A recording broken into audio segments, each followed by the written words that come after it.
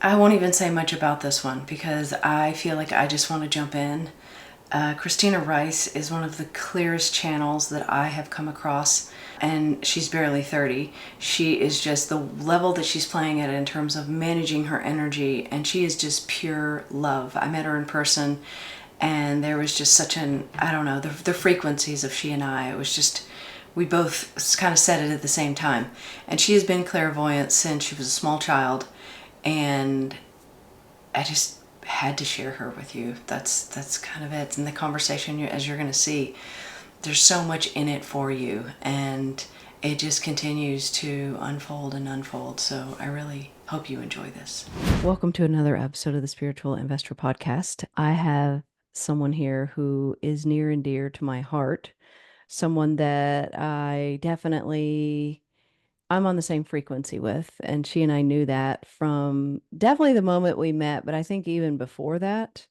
And it's just something that I have such a deep knowing about. I never question. And every time I see something from her pop up on social media, she doesn't even have to really be talking about anything that I happen to be thinking about or that's in my world. There is such a deep truth and resonance to what she says, at least for me, and I think for a lot of other people as well, because I know she's helped thousands of people and continues to. So you guys may have heard our conversation on her podcast, which I'm going to put a link here for, but to have her here today is really special, and I'm excited to share all of this with you guys. So welcome, Christina Rice. Mm, Thank you so much. That was so heartwarming. I'm so happy to be here. It makes me so happy. And yeah, I definitely felt that before we met too. It was Yeah. it's so cool. I mean, I'm sure you feel this way too, but through podcasting, I meet just so many amazing people, and I don't believe anyone I meet is a coincidence, but there's just like certain people I'm like, this is a big one. This is a just Mhm. really resonant, and I feel like we kind of just come together and we're on this frequency stream and we just flow. I mean, that day we could have talked for 7 hours. Ever. I know, forever, Yeah. and you're right. And I saw something yesterday, and someone said, when you come across someone that you can talk to for 7 hours, know what a gift that is. And, it's true. We don't come across that every day. And I don't know. I feel like whenever we have this type of, it's like an openness, it's like a resonance, it's a frequency. Like I could sort of angle in on it in a lot of different ways. But on some level, it's us seeing ourselves, don't you think? 100% every time, right? I met someone actually recently who was another just very we're on the same wavelength, and it was Hmm. a new person. And I was thinking about how there have been different times in my life I meet someone like that, and it just activates me. It turns me on in a new way. It opens something up. And how over the years I didn't necessarily always know what to do with that. Not that there even is anything to do with it, but I sat with it and I go, wow, like this person just helped me to see myself so much more clearly. And that was the biggest gift of it, right? We're mirroring things back. And like for us, we have so much in common that's Hmm. energetic. And so when we're together, it's illuminating the whole frequency bandwidth that we're flowing with, where sometimes you don't always see that because different people activate a different part of the frequency bandwidth that we're working with. There's different flavors with different relationships. So the closer the resonance is overall, the more of the frequency bandwidth you can see in totality. And so it allows you to really connect in much more easily, viscerally, clearly, consciously with that multidimensionality and with all of the different parts of yourself you're working with. So that's one of the ways that I see it. Oh my gosh, so many questions have come up from just what you said. Of course, right? Like leaning in, right? Okay, so first thing is, you talk about, okay, so we have a resonance and it's energy. And that is so true because if you think about it, like our 3D lives really couldn't be more different. I mean, we're Mhm. different ages, we're different. I mean, yeah, I lived in San Diego and you're San Diego. That's kind of, there's a few things, but like Even because your gifts came early on, very early on, I think you were what, like 9 or something when you I learned mean, your, for me, it was from the time I was born. And then when I was around 8 or 9, yeah. I kind of turned them off. Like I turned off my clairvoyance and I really Mhm. repressed everything that I was consciously going through as a child. And then they turned back on when I was like 19 and 20. So all of my visual, my clairvoyance, my clairaudience, Mhm. and then I started putting it together. So, Yeah. Yeah. And so, it's interesting. And it's funny because it's not even like Christina and I know 5 people that know the 5 other people that know 5 other people. It's like, it's almost like it's a serendipitous kind of thing, like you say, like meeting through podcasting. But even then, so that is really interesting because to me, it just shows that like the depth of a connection and how broad it can be and lifelong. Like as soon as I met you, I was like, oh, this is life, right? mhm. Without even having like the stuff around us in common to a Yeah. certain degree. And the other thing you said is you talked about meeting on like different I forget how you phrased it, but something like different parts of the frequency. And so what comes up for me and what I'm wondering about is because I also have a very, very deep resonance with someone that I have been attempting an intimate relationship with, and that it has been one of my most challenging. And so I am meeting this person on different parts of the frequency, yet I also have a deep resonance. And then with someone like you, or you know what I'm saying? So what comes up for you with that? Okay, that's a really good. This is so fun because I've been thinking about this especially a lot recently. And before I get to that, what I also want to highlight, because I think you'll love this, and for people listening, when we're talking about the concept of moving beyond time, there are certain experiences in life that show you that because I think that we can't fully understand that until you have a visceral experience of it, of what it means to expand time, to bend time, to contract time, to move beyond time. And so when you meet certain people, and you have that depth and that understanding in zero time, that's such a beautiful visceral example of what we're talking about when we're working beyond time. So, relating it back to, I know you talk about this with finances, it's not that it has to take you 1 year or 5 years. Like that timing doesn't matter. And it is the same thing in relationships because there are a lot of people, I'm sure you and I both know people that we've known for many, many, many, many, many years, and we're still not feeling the resonance or able to see or receive each other the same way you and I could after literally 1 minute. Right, Right. right. So I just think I want to highlight that because for people to start to notice in their lives, because I'm sure people can relate to that in some way. You met someone and immediately it was resonant. Hmm. This is an example of how frequency transcends time. We're not talking about Hmm. time. So I just want to highlight that because it's important for us to pay attention to and notice when we are expanding, contracting time and working beyond it. But to go back to your question, this is so yummy. Okay, so I think about it like my expression and the way that my soul is expressing and my incarnation is expressing. If I think of myself, I'm an aspect of source, you're an aspect of source, and we are here expressing a specific part of the frequency bandwidth with more emphasis. So a specific part of source frequency with more emphasis. And that's why we have different personalities and different life lessons. When I zoom out, yeah, I have all of it, right? But Hmm. would you agree that you and I Hmm. each have a specific part of source frequency that we're working with? So I Hmm. like to use the analogy of a rainbow. So some of us are more hanging out in red frequencies, some are in blue, some are in purple, some are in yellow, just all learning different lessons. And we have different experiences different times. But let's say we're both blue, right? So we meet each other and we feel resonance because we're both blue. But then you zoom in, and within blue, there's all different types of layers of blue, right? There's different tones of blue. There's light blue, there's dark blue, there's more teal, there's more indigo. You see what I'm saying? Hmm. So when we meet someone that we resonate with, we are close to the same part of the rainbow. But the closer and closer you get to that person, sometimes what happens is we're both blue, so we resonate, but I'm more on the teal side of things, and that person's more on the purple side of things. And so if we're meeting each other more closely, we're noticing more friction. Does that make sense?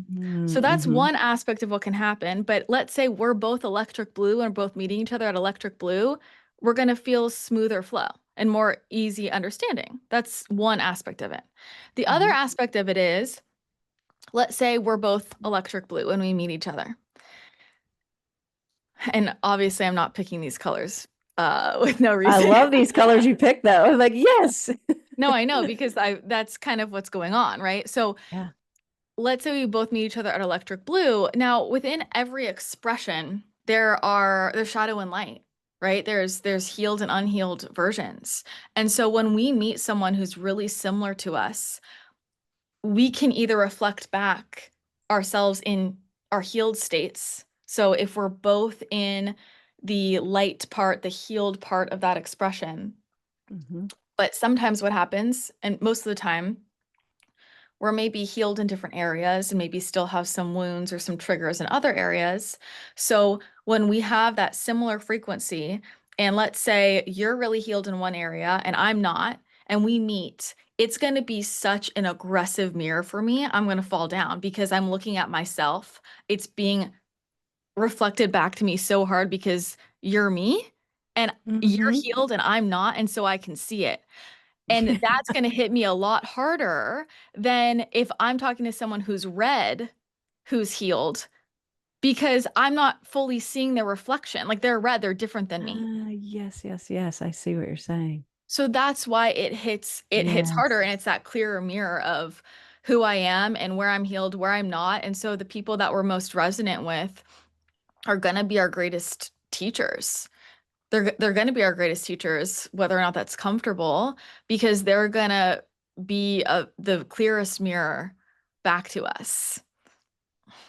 Wow, I love the way you explain that. It makes perfect sense because that strong resonance is it's almost like it's a polarity thing. It's like the strong resonance is the strength of the mirror as well, Mhm. right? Yeah. In that and both being, let's say, electric blue or something, then I'm going to see that more so. And if I think of this specific situation, it is very true. This person is healed in ways that I'm not healed and vice versa, right? And Mhm. I think there's also this drawing in effect that happens even just if we incorporate the 3D world in this, you know, she has these things that like are amazing about her life that draws me in that I want to know more about, right? Mhm. She's incredibly wise, like in ways that I don't feel like I've even captured yet. And then over here, my level of confidence and I don't have fear necessarily. Like I just kind of do it. If I decide I want to do it, there's no barrier for me. I'm just like, okay, fine. Or you and I've talked about this too. Like I can go in front of an audience of it doesn't matter the number of people, it's still like one person, right? So it's like we're seeing these things in each other's lives and so we're drawing it in and then we're drawing it in and then it's like, but oh no, the unhealed parts are making it so challenging that Mhm. the other things that seem so good on paper are like, oh God, it's not even like, then you just question, is it worth it?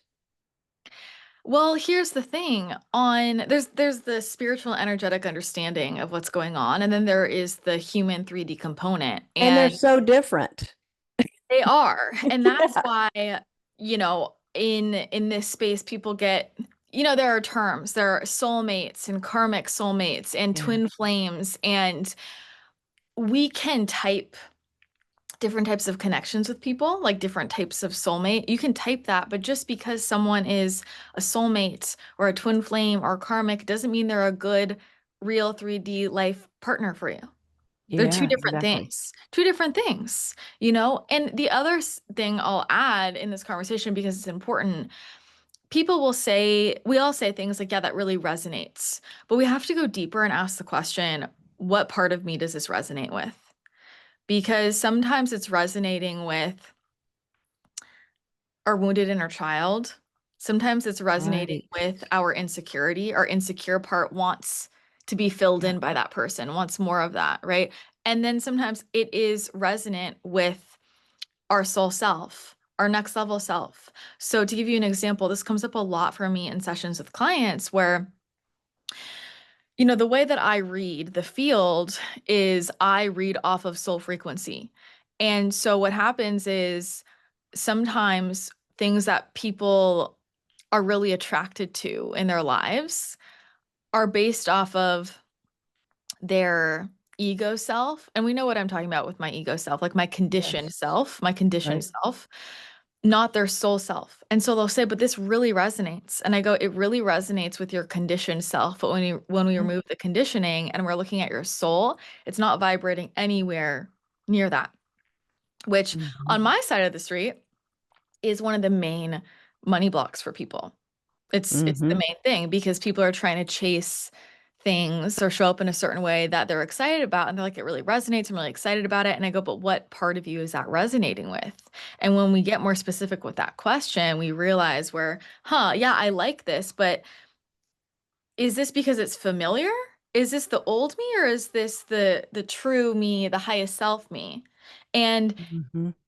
if we don't feel like we're fully actualized in our soul frequency, we're not fully expressing that, then it's helpful to phrase it as, is this resonating with the old me or the future me, who I want to become or who I've been? And that gives you a lot more clarity. And so that's a really important thing to think about, like slow down and ask what part of us it resonates with. And that's how we get trapped in repeating cycles from the past. You're like, but I really felt attracted there. I felt resonant there, whether it's a career opportunity or a relationship, or it could be anything, right? A hobby, an activity. And so it's the classic why people date the same version of, the different Mhm. version of the same person because Yes. it's familiar. And so they're attracted and they resonate.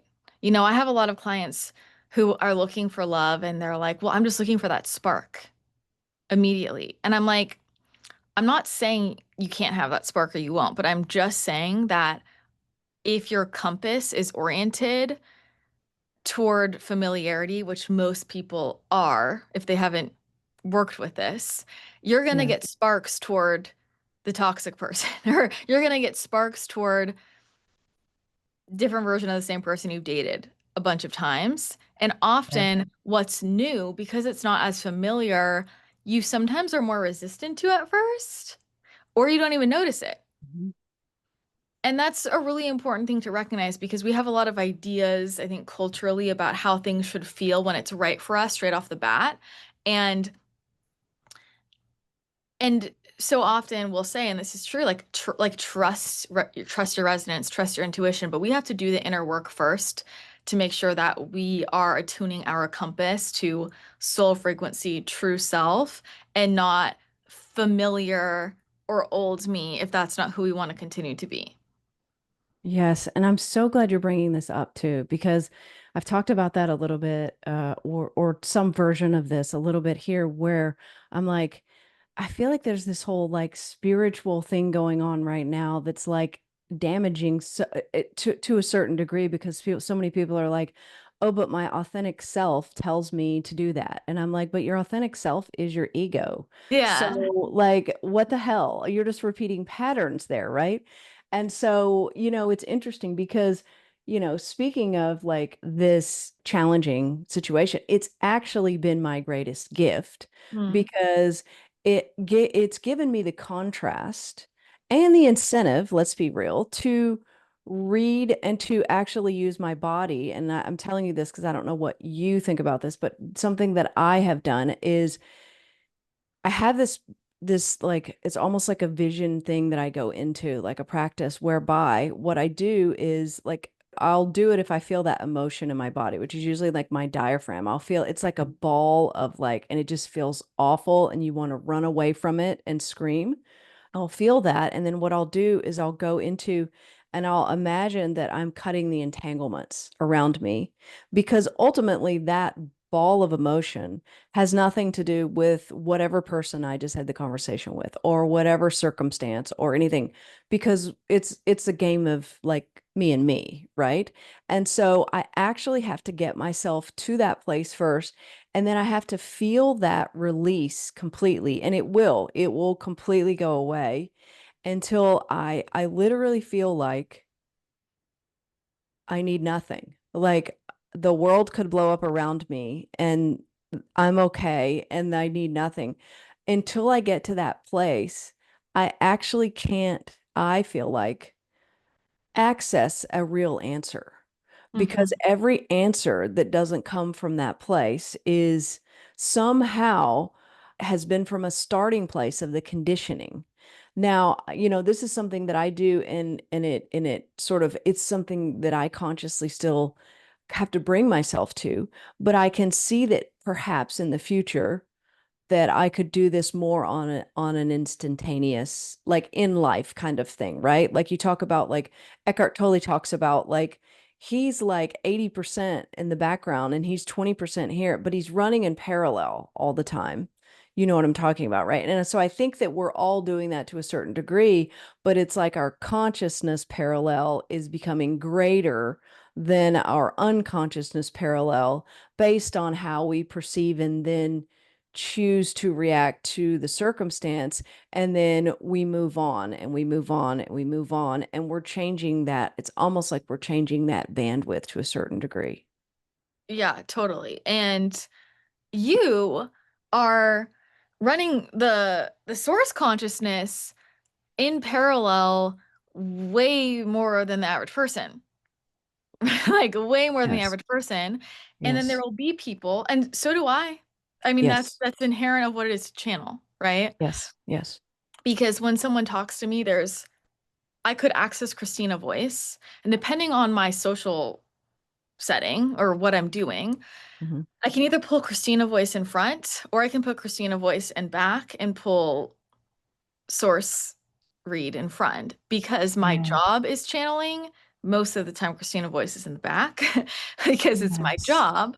Yes. And what happens though, as we continue to grow and ascend in that consciousness, there will be certain people, like I notice this for myself, where I call it more like I'm holding, right? Where I'm holding probably 85, 90% of the time. But then there's 10 to 15% of the time, there are certain people or situations that trigger Christina to come on really strongly. And I Yes. feel like I just put source feels further away. And it's Yes. not, it's like those are my teachers, Yes. like those situations, those people are my teachers. And I've got to figure out, why can't I hold that here? Right? Like Me it's a very real too. thing. It's like Me right too. I'm like here. throwing the toys out Yeah, of the cot. And I'm like, but exactly. wait, I was just on an amazing call, like helping all these people, and now I'm throwing the toys out of the cot. Exactly. I'm like, I posted a meme. I posted a meme maybe last week, and it was Ryan Gosling, and he was like deciding if I want to act as like my healed version of myself or want to pull out my ego I on love this it. one. There's like certain situations where someone will say something or a dynamic will come up, and I'm a conscious, I go, there's like a part of me that wants to react. Right. Right. And I'm just there and I'm like, okay, but like, what's Yeah. the divine perspective? And I'm like, wow, I'm actually fighting right here of who I want who I want to be. It's a very real part of it, right? Like, It it's is. part I'm of, so glad that you're talking yeah. about this. There's like a certain like, phew, sense of relief here. Yeah. It's a very real thing. And so I know for me, I'm like, hey, my work every day is to hold more and more and more. And those situations where it feels hard to hold that frequency, I'm going to get better and better at. And I just have to keep practicing. And soon enough, that 85, 90% will move to 95%. And I hope one day it gets to 100%. Mhm. That's the goal, but it's a practice.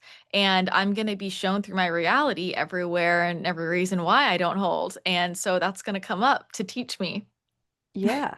Well, okay, so let's talk about this too, because I think, is it the part of us that would want it to be 100%? Is that the achieving part of us? Because is the 15% necessary as contrast? Because if Hmm. I didn't go out into the world and want to throw my toys out of the cot, I don't know that I would have as much empathy or deep understanding of, you know, like what people are going through, Mhm. and I don't know that I would be calling in these practices, which could be like, where does this stuff come from kind of thing, but then it works kind of thing. And so then I'm like, well, and I remember, bringing up Eckhart Tolle again, I remember him saying in something that he talked about, and he's like, well, I come here and I talk to you and I am source. I go home and I'm married. Mhm. And I think it's a really good way to talk about it. And it's almost like the percentage of consciousness expands as a function of the understanding that the percentage is in its order. Mhm. You know, it's something that my human has grappled with for Hmm. a while and Hmm. explored. I think you can make arguments in different directions. And I look at like my mission and what I'm here to do and when I'm channeling and how I feel in that state and my work is doing that and holding that information and there's that one piece of me that is, hey, if I was purely 100% here, like I'm just 100% embodying source on this planet, like that's isn't that a beautiful thing? Right? Like that was Yeah. the essence of the ascended master realm, right? Like you become an ascended Yes. master when you've transcended this. And I've also grappled with, well, I don't really know that I want to hold that all the time because I don't know how I would, and this is my human. Like I'm like Hmm. my human goes, I don't know how I would be in a healthy romantic relationship. I don't know how I would be in friendships. I Hmm. don't know, to your point, and in some ways you're the most empathetic when you're purely in source frequency, and in some ways you don't resonate with things. Like Right. there's such a neutrality that can feel Yes. almost Yes. harsh, and there's a lot of times Yes. when I'm channeling where my human is aware of, wow, like I would never say that because Yep. I'm like it sounds like I'm not empathetic, but source is just like this is just, and so it is. Hmm. It's just neutral. Exactly. It is what it is. So yeah, I think there's pros and cons to all of it. I don't know where I've landed with Yeah. that. Well, and I love that you bring this up too, because you're right, there is a neutrality. And in fact, it's I don't feel there unless there's that neutrality there, right? Because Mhm. if there's not a neutrality, then there is some type of, call it comparison, call it need for someone or something, or if that neutrality is not there, it's like there's a crimping down on it, right? And so, and that neutrality actually can say anything. And my human watches that about to say something. And sometimes I'll preface it even because I know that that's about to come through. But at the same time, there's so many times I would say that I really don't have to preface it because they're feeling that love because they know that it's love, even though I haven't said it's love. And they're so open to hearing it. They know that I wouldn't say it that way otherwise. Do you know what I mean? So it's like it 100%. almost gives you like it's like a hall pass. And the reason I have the hall pass is because my toys out of the cot version is not there. When that version is there, there's no hall pass because there's a blocking of receiving on the other side, or there's some type of hurt or something like that, right? And it's like that circular translation is like there's an impediment to it.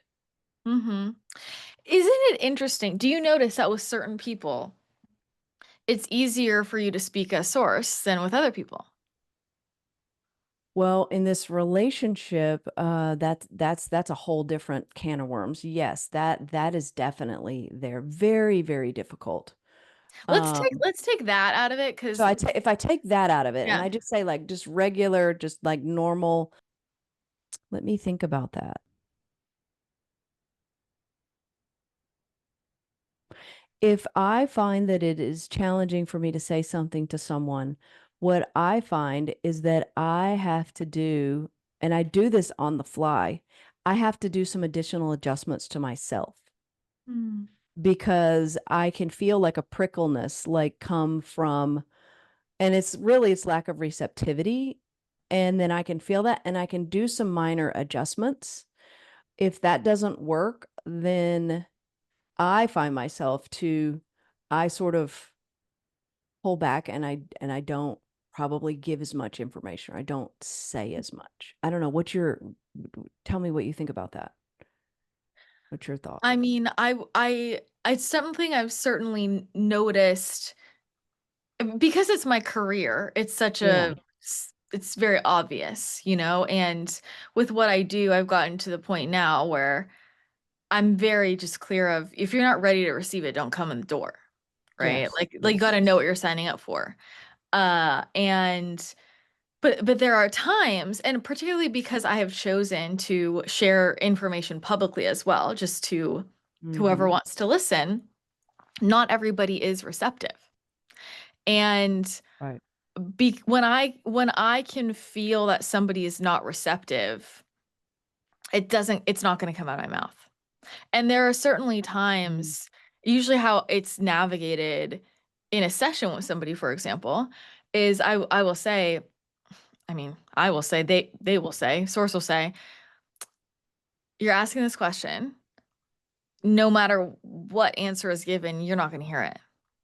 Mm-hmm. So we have to work on that receptivity and get you to a place where you could hear it before it's even going to come through. And isn't that Wow. true for us individually as well, with knowing, intuitive knowing, right? If there's a piece of us that just doesn't want to hear any answer, Mm-hmm. a piece of us is afraid of the answer, or a piece of us doesn't actually want to make the change, or a piece of us is afraid of what it is, and we'll just feel a block personally as well. So, Yes. Yes, that's exactly right. And it's the same thing. I love that you say this because what it is it to me I see it as responsibility. So I live my entire life and I know you do as well. Like my entire life is managing my energy, rolling up to the responsibility of what I do here. And I don't even really think that people understand that how many moments of my day and my responsibility for my thinking and the things that go, my whole life is patterned around bringing more of this gift or whatever it is through. And that's a responsibility. I know, and in my mastermind container, I do at the very beginning, and this is probably why I do this. I've never even thought about this in the very beginning, I have everyone kind of get to know each other because I want that energy to sort of flow through the group at the beginning of the 12 weeks. But then I have a very, what I call a come to Jesus conversation. mm, Because if you're not going to go vertical and you're just going to sit there and you're going to want somebody just to force feed you five greatest tips on investing, it's not the place for you. And I do think that that's why it's usually around the third week that people are like, holy shit, right? It's because I can't do it alone. And I think that's what you're saying, Christina, is like, and it's not even like I want somebody to do something they don't want to do. I'm not even looking for that. And accountability isn't even what I'm talking about. I'm talking about like, if you want to get to us, if you want to communicate on a certain frequency, you just have to clean yourself up too mhm, to be able to get there. You have to check so many things at the door, which is actually really good. And even, talking about these contrast relationships we have, that's all I'm having to do is mhm. check my shit at the door, you know? Yeah, and takes two to tango. And the way that I see it is, okay, we're calibrating the container. We're calibrating a space Yes. because when that divine wisdom is trying to flow through, and it's going to Yeah. flow through anywhere that's a resonant container. And so I similarly, anytime I am running a mastermind or a group program, there's a whole talk about the energy of the space and how we show up in that space and what we're going to do in that space because we're attuning the intentions of that container and the frequency of it so that it's a vibrational match for what wants to happen. Right? There's a Yeah. very real component of setting sacred space And it's such a subtle thing and it makes the world of a difference. Mm-hmm. One more human layer to it can be safety, safety to receive, safety to open your heart, safety to open your mind, safety to change some beliefs, safety to Mm-hmm. see things differently. But on the more energetic level, it is really about allowing that container to be a vibrationally resonant space for that frequency to cleanly flow through. And, you know, I've had this come up in a lot of settings. I've had times, I mean, I'll go a little out there right now, but what's coming to mind right Please. now, coming to mind right now, because it's such a classic example, this comes up every day, but I was on a retreat where the attendees really wanted to communicate with the ETs.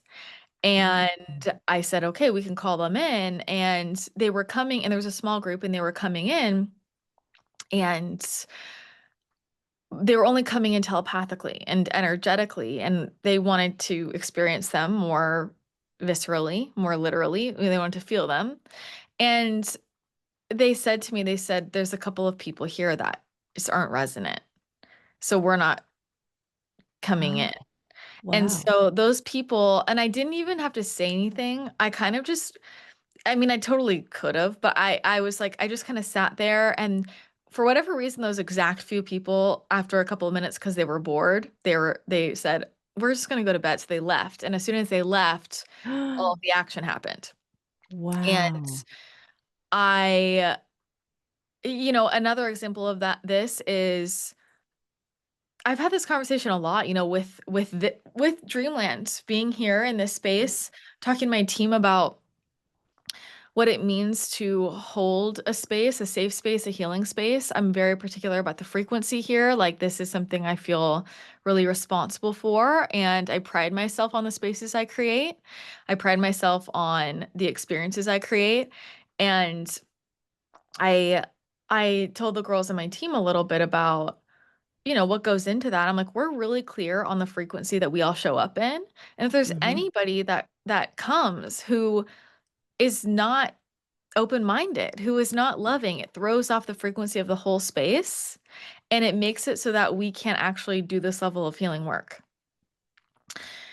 And that's a conversation that I think not everybody wants to have or recognize, right? Like, but it really is about that resonance and like setting up the container so that things can happen. I have a lot of conversations about miracle healings.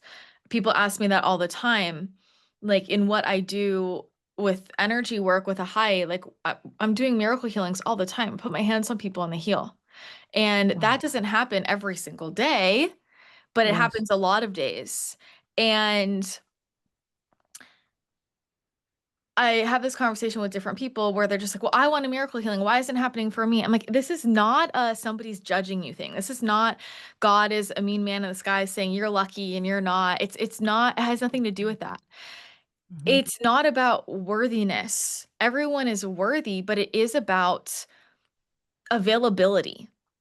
Mm-hmm. It's about availability. It's about real readiness, which is just an openness of energy. It's just I'm really surrendered to receiving. I'm really surrendered to allowing the divine to handle this for me. I'm really surrendered to whatever the truth my soul is. There's a a frequency that makes that vibrationally available. It's not up to me. When I'm doing energy work, when I'm channeling, it's not me. I'm just the in-between. I'm just the translator.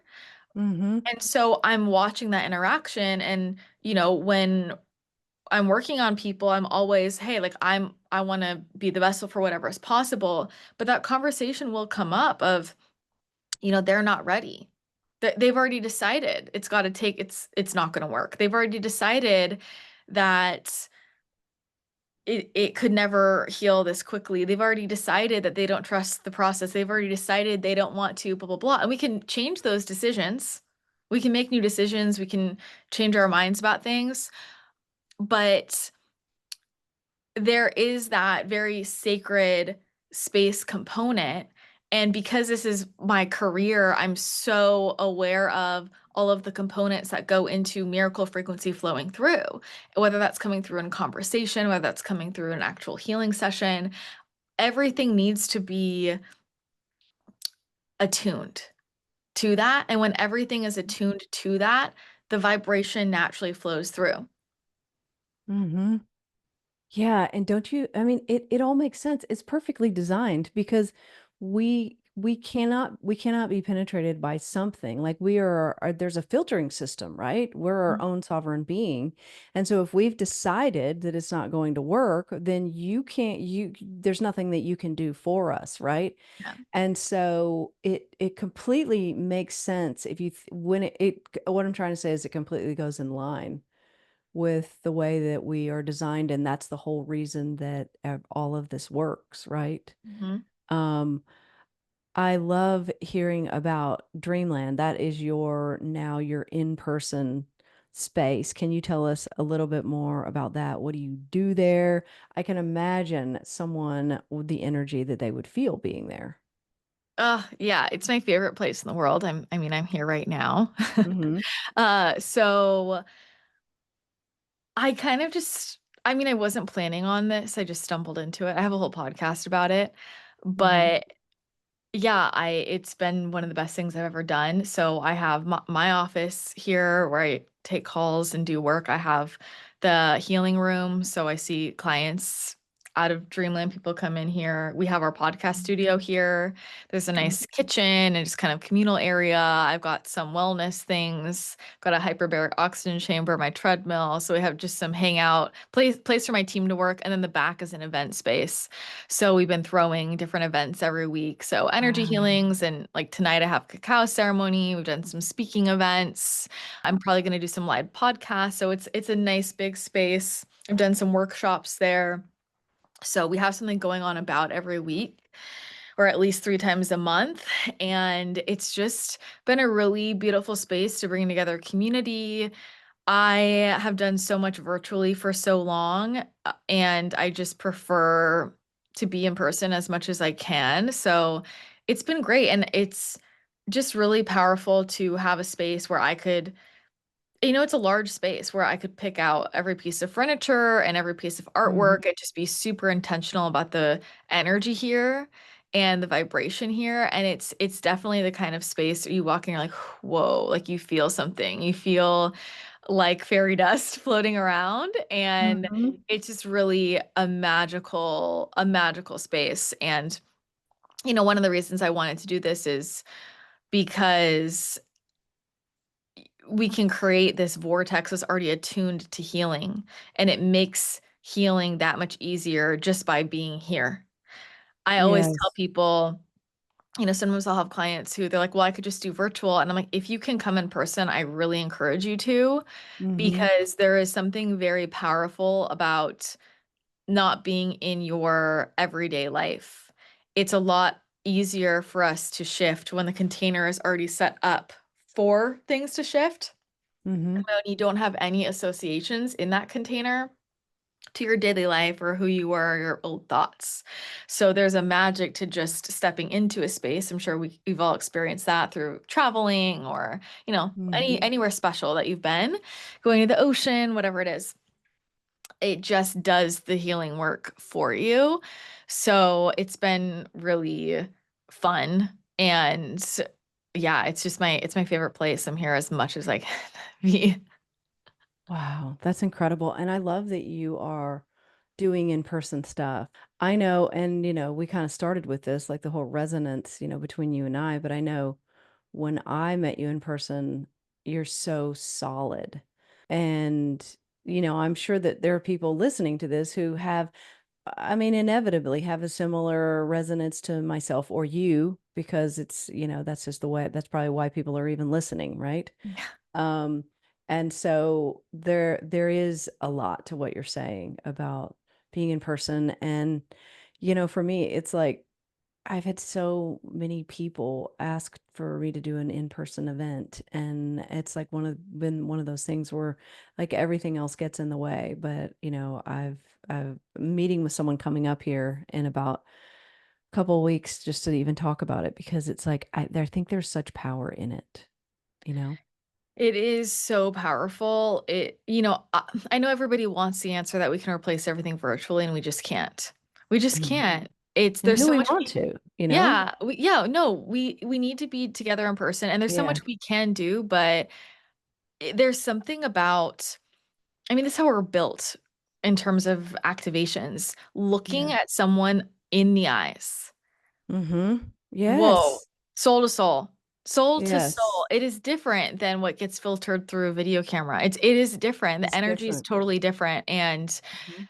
I always explain to people, I say, when I set up containers, everything about it's intentional. Everything. Where it is, how, if it's virtual, if it's in person, what we're talking about, the order in which we're Mhm. doing things, the timing, how long it is, price point, everything is intentional because everything is attuned to the result. And there's a lot of people that will say things like, oh, can you make this virtual instead? No, because I know the result. And the result happens when Mhm. you're here in person. And it's that simple. I know everybody wants it to get adjusted for their comfort, but the reason why they don't have the results they want is because they keep looking for things that are attuned to their comfort, not the results they need. So the in-person component, it is Yes. it is so powerful. I feel like one day in person with somebody, I could do more than 6 months virtually. I really feel that Yes. way. I really feel that way. Mm-hmm. Yeah. Yeah, So, I know what you mean by that. It is different. And we'll see if we start seeing things sort of swing in that. I think it swung in that direction for a little while, a lot of in-person events and Mhm. I mean, who knows, I think I am just now learning about the power of spaces. It's not something that I have really put much thought into until, it's interesting. I had an astrology reading last night, by the way. Someone they sent me a message and they were like, I've just learned so much from your teachings. Mhm. What's your astrology? And I was like, well, I don't even know hardly anything about it, Yeah. but here you go. And she was like, oh my gosh, can we do a reading? So we did that. And what came up is that I had a feeling I needed to be in Tennessee in this space. But then I'd kind of left it at that.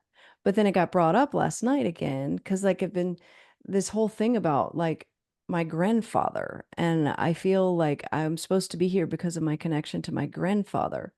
Mhm. Um, and she really encouraged me to think more about the space Mhm. and asking the space and how I am in the space. And the interesting, she was blown away. She's like, wait, your grandfather built that house and no one's ever been in that house but you. Those walls.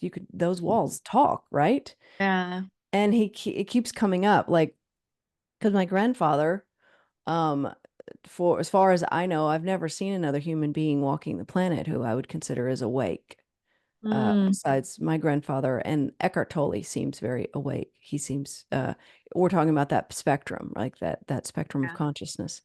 And I remember watching my grandfather as a child, and I would just watch and watch, and I would see how different he was, and I would watch his reactions and the way that just life moved through him. And then I kind of forgot about it for a long time. And then when I knew I was getting the divorce, I was like, it was instant. It was instant download, if you will.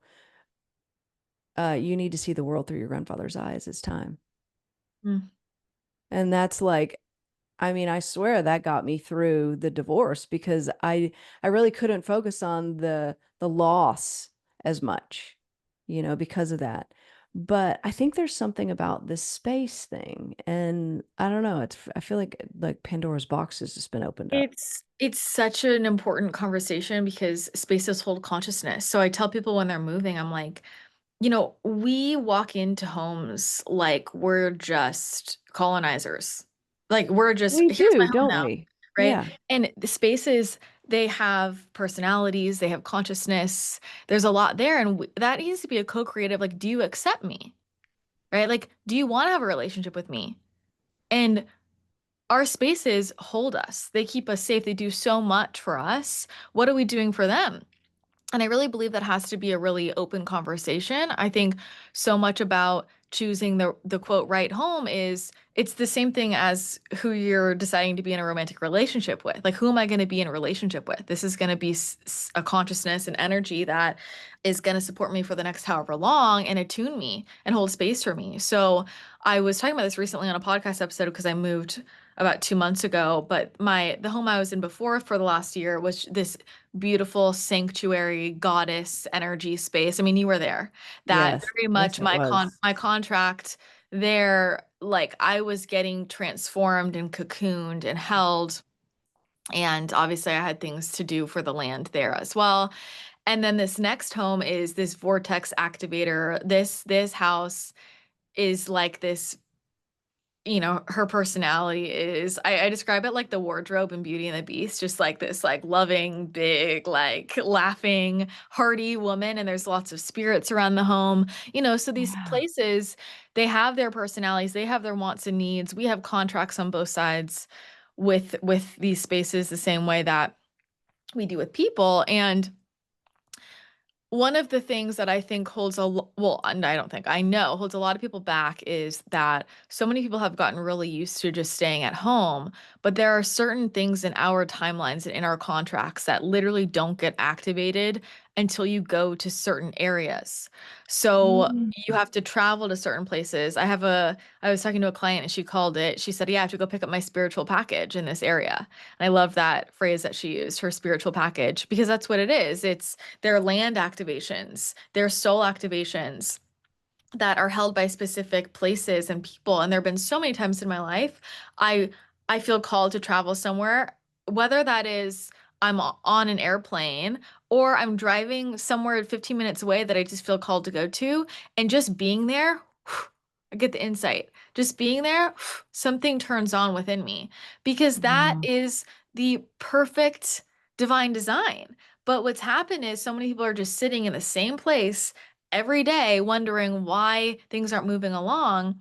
Well, our timelines, we move forward in a timeline, not just by time passing. You move forward in a timeline by taking action on different contracts. Mm. So I talk to people about this because people will often ask me how I move really quickly in my life. I do a lot really fast. And they'll ask me about that. And like, I feel like I've been trying to do this one thing for 5 years. And how did you change and do all these things and live so many lives within 1 year? And I said, because I just take action on it. When I feel called to go to a certain place to do a certain thing, I go do it. But a lot of other people, they're like, well, I don't have time. Maybe I'll travel there next year. I don't really want to get on the plane. I don't really want to get out of my house. Like they don't actually make the move, but your intuition is saying that's where the activation point is next. That's what hits the next domino, and then the timeline moves forward. So that's how we actually move timelines along. It's not just the passage of time, because you could just be sitting in your house doing nothing and you're not going to be completing any contracts, so you're just going to stay stuck energetically. Oh So God, I'm so glad you're talking about this. It's it's so it true. it's God. so it's and I tell people, I'm like, you guys, it's not that hard. You just got to live life. Like, you got to actually live Yeah. life, not think about living life. Like, actually Right. live life. Like, Yes. go Yes. places and talk to people and have new Yes. conversations and try new Yes. things. And if it's for the sake of just doing it, or if it's because you feel intuitively guided or interested, doesn't matter. That's how life moves along. And this was all very natural. It happened naturally until we started getting so into tech that some people just their only relationship is with AI, and they never leave their house and they're just on the I screen. know.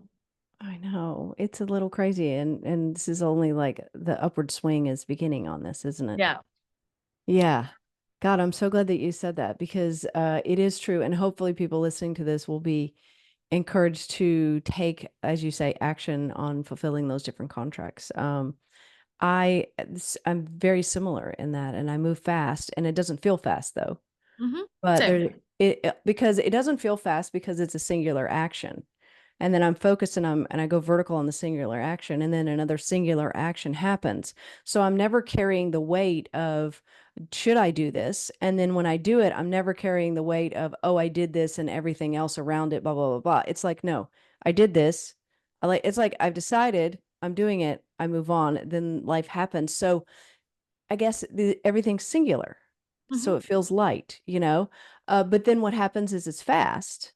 Versus you see a lot of people who are, oh, I call it like hemming and hawing, right, over a decision. And when in fact, I think they're just looking for a reason not to do it a lot of times, right? They're looking for 3D evidence because that's like that. It's waiting in lack, right? And it's like, give me more 3D evidence to show me, but yet I am creating more 3D evidence because we create our own world. So I'm just getting more and more evidence of why it's not really a good idea, and it Mm-hmm. becomes like the loop process, right? 100%.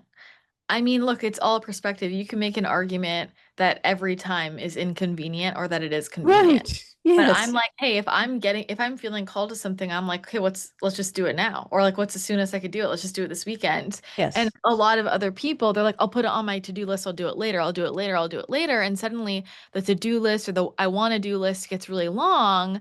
And then they feel overwhelmed. Hmm. And then they're wondering why they're feeling stuck or things aren't changing in life. And well, your soul has been telling you exactly what to do to move it along, but you put it all on the later list. Yeah, So, and this is the predecessor to money that you're talking yeah. about. Like this is the key, right?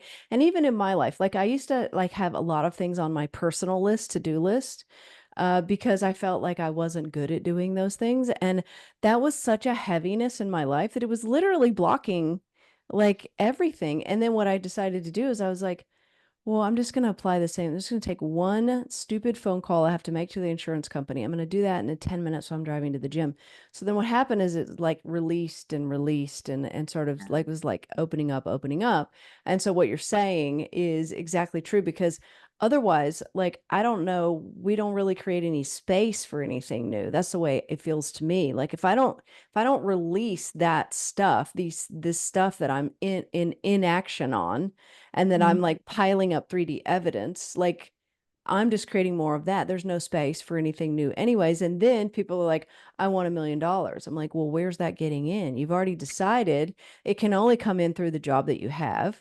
You've already decided that you're going to be a greedy bastard if you have that much money. And you've already decided that you're not going to know how to make decisions on that. So what is it you want? Because you don't want $1 million. Right. Ain't that the truth? True, ain't that the truth though? You know, it's Yes. like it goes back to what you said. It's like it's always been a game of me and me. That's it. Yeah, it's It's like, always a game of me and me. So, you know, it's like and everybody says they want it, and I'm like, no, you don't. Like, they don't. And it's like this is what's so great is because I do feel like some of the service that I can provide in the world is for some reason it is clear for me to see that with other yeah. people. Like it is very clear when that can come up. And sometimes I see it and they can't really hear it, so I can't really say it. Yeah. Have you ever noticed that? And then I have to like I take like a different angle because I'm like it's really okay. So I've never even like verbalized this. There's this strange thing where I know what they're going to be able to receive. So I go around and I go into the door into the room that they're going to be able, because I know the front door is not going to be what, maybe at a different time that they could hear. Yeah. And I don't know how I know that. It doesn't matter. I I do the same thing. I mean, it's being able to read energy, you know, it's being able to like read where is the in here, you know? And Yeah. that goes back to what I was saying before about there's certain people where I'm like they can't hear it, so we got to go in the side door. So what's a way that I can relate to you? And there are times when people can't hear it as source speak, and so you got to drop into the human and relate to them Yes, totally. on the human level because they can hear it there. Totally. Because Yes. that's the radio station they're looking for the answer on. So Yes. if they're looking for the answer on the radio station of human, then I could be screaming it from the rooftops in source speak, and they're not going to hear it because they're not on that radio station. Yes. That's exactly right. Yeah. Yeah. Oh my God, I love It's this. a Well, skill. it, I guess it is. It's Yeah, I guess it is. And the feedback loop on this as a skill is what's happening over there for them, because it kind of feels the same for me. Although, as I dial up my responsibility, I do see that I'm happier. Like this space for me, my grandfather's home, is very much a sanctuary. So I actually work really well here. I create like I create so well here. I'm so connected to myself and my horses and everything here. It's almost like I come home to then like reconfigure everything and recalibrate. And then when I go back out into the world, then it's like I go back out different. But I Yeah. also know that I'm not as like there's this part of me that and I've given up on this because I'm figuring like right now it's just not supposed to be this way. I'm like, I can work from anywhere, right? No, it's different if I'm in a hotel room. No, it's different if I'm at someone's home or if the hours are different or whatever. And so I just kind of like, in other words, I just started to love myself on that and Mhm. just forget it because I can create such enormous amounts of content when I am home that it's almost like my team's like, oh my God, stop. Yeah. So I think it's like maybe that's what it means when people are like get to know yourself. I've never really understood that, but maybe that's an aspect of that. Like Mm. what works and what doesn't. And even that practice that I told you with the releasing the emotion, maybe that's an aspect of getting to know oneself, you know? Yeah, I think that getting to know oneself is very much about really knowing your conditioning, knowing your ego, knowing your soul. It's just like getting to know all of that. I always say, I'm like, there's no pattern I have, there's no unhealed pattern that I'm not aware of. That's how well I know myself. Like Wow. I See, I know the patterns, right? And that's for me getting to know myself. But you know what I'll say about creating content, like going back to this space and the attunement, I have 5 books published yeah. and I've channeled all of them. And I've channeled all of them within, 2 days. And the way that I've written every single one of my books is I get the message, this is the date you're going to go, right? And this is the place you're going to go. And, it's been in Sedona, it's been in Joshua Tree, it's been Torrey Pines, it's like very specific. And I go when I show up because what they're telling me are these are the coordinates where the package is. And so Mm. when I go to that place at that time, I just sit down and package is coming. And I don't have to think about it. But if I was like, you know what, I don't like that weekend, and I try to do a different weekend, there's nothing coming in. Like that's when it's getting delivered. So if I'm not there, I'm Wow. gonna miss it. I got to be at that place in that time. And that is the same idea for there are certain spaces where it wants to flow in. Like there's a lot of content I make that I'll say, I'm like, I can't do it there. I can't do it out of my house. I can't do it while I'm on travel. Like technically, literally, could I? Yeah, I could bring a mic. The setup's fine, but it has to be right here, or it has to be in that other room. Like I know what room I need to be in for it to flow through. When we're Mm-hmm. setting up those vibrational conditions, Mm-hmm. aka when we're just attuning to those coordinates, we channel it. The package is getting delivered. And so the space that you're in right now is very much a very strong flow of divine wisdom that's being held Mm-hmm. in that space, flowing through that space. And so you sitting right there can channel it. Mm-hmm. Mm-hmm. And you see that. Mm-hmm. Yeah. Wow. I would say that it's funny that this has come to me today because I kind of knew this before, but like I really know it now. Like someone could come to you and literally like you can not even tell them things. It's almost like reveal things about themselves, whether it's some of the stuff we've talked about here, whether spaces, location, energy going on in their body. Like you can basically help people get themselves out of the way in such an accelerated rate that a small amount of time with you, and I know that people are getting this also from just this podcast episode, a small amount of time with you would be the equivalent of years for people, like years of having to bang their head against the wall and figure it out. And so thank you for just doing what you do and being available for Mm. people. Thank you. I receive that. I appreciate that. And Yeah. it's the same with you, Mhm. because it's not about, again, it's not about the time, right? It's Yeah. about the potency. It's about the truth. Yes. One phrase of truth is going to move everything you need in your life much more than chitter chatter for years and years and years and years. Right. Yeah. So in a world of so much content, there's a lot of noise. That doesn't mean we're getting anywhere. Mm-hmm. And, this morning in meditation, they just very clearly said, it doesn't really matter what you say. It doesn't matter what you say. What people need is a frequency. Yeah. And when they feel that frequency, it opens up what it needs to. It's not about the literal content. It's about the vibration. Mm-hmm. Because when truth frequency or source frequency is flowing through someone, that meets the source frequency, the truth frequency in the person hearing it. And it illuminates whatever it needs to illuminate. And that's how we cut through any illusions. And Mm-hmm. we see really clearly instantaneously. And that's the power of frequency. Mm-hmm. So I think a lot of people are so busy doing more, more, more. It's not about more, more, more. It's about the specific vibration. It's about the right thing for you. It's just about, you just need one phrase or one thing, and it's going to click everything on.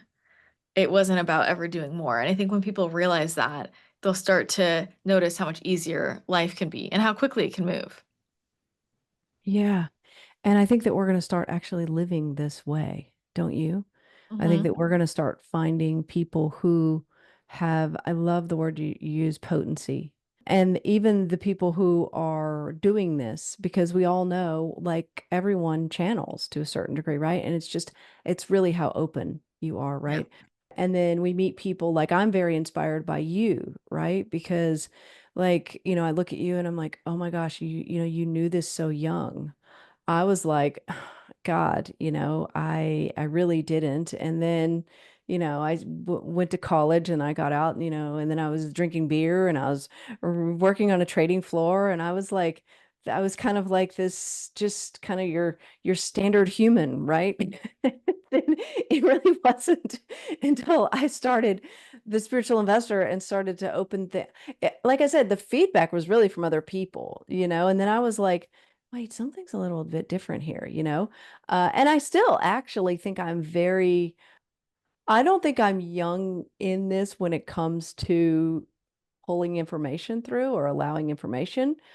I think that where I'm in the spectrum and this stage actually has been revealed to me right now, just talking to you, is my own self-acceptance of my humanness, in that it's okay that I get emotionally taken down the river, and it's okay that I go on vacation or travel, and I still am helping people and it's still effective, but my standards are very high Hmm. to that level of effectiveness, right? And so they don't know, but I know. And so it's it's it's it's almost allowing myself to be in a certain way that brings it through even more.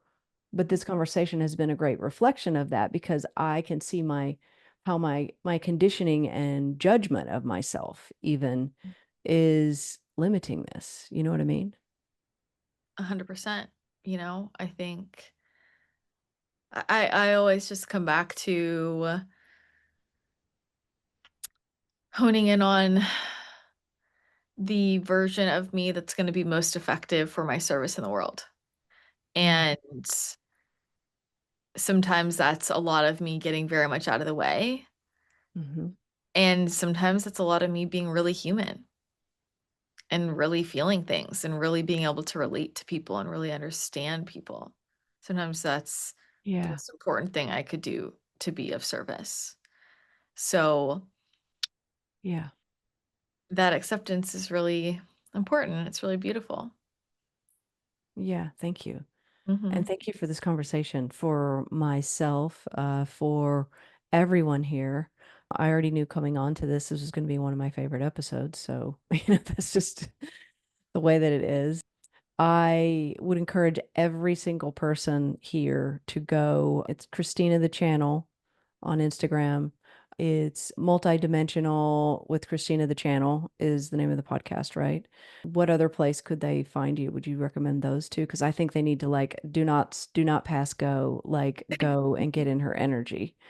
I appreciate that. Yeah, everything is ChristinaTheChannel.com. I'm on every platform, Christina the Channel. So YouTube, TikTok, all the places. But Instagram, website, podcast pretty much covers it. And everyone definitely needs to listen to the episode we did together because Yes. it was a vortex. This was a vortex as well. I love it. It's so fun to just be able to like flow with you. So I know. I'm I love it. I just love it. It makes me so happy. And I'm just so grateful that you're opening up this space for me to connect more with your audience. And yeah, I always love to get to drop in with you. So thank you. Yes. Amazing. Amazing. Well, and maybe we'll do something in person one day. I mean that the power of that, right? Yeah.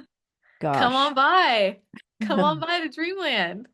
Well, I have a house in San Diego I'm getting ready to sell probably in about 4 months. So I will be out there. So I want to come out for that, the closing of that. So I Yeah. think I will. I think I'll let you know. Let me know. Yeah. I want to hear more details about that. We'll have to talk about that. Yes. Yeah. All right. Oh my God. I love and adore you, Christina. Thank I you. love you. Thank you. This is amazing. Yeah. All right. So we'll see you on the next episode. Hey, if you like this episode and you like where these concepts are going, we have a masterclass coming up inside of the SI Club. It's called Inviting More Money In. And so I welcome you there. It's going to be a Zoom call. It's going to be so much fun. We're going to learn so much and we're going to get to connect together. So just go to thespiritualinvestor.com and sign up for it. All right, I'll see you there.